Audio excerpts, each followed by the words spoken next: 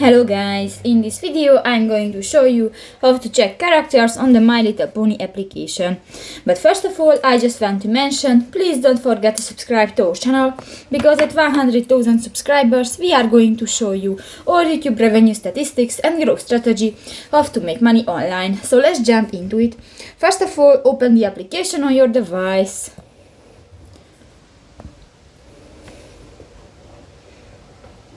This will take a 5 minutes, so just waiting.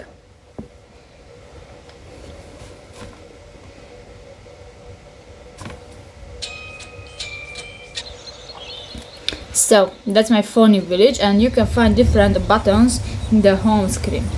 You go to the store option at the lower right corner of the screen, and here you can find the new button and click to the pony icon at the lower side of the screen, and here you can check the characters.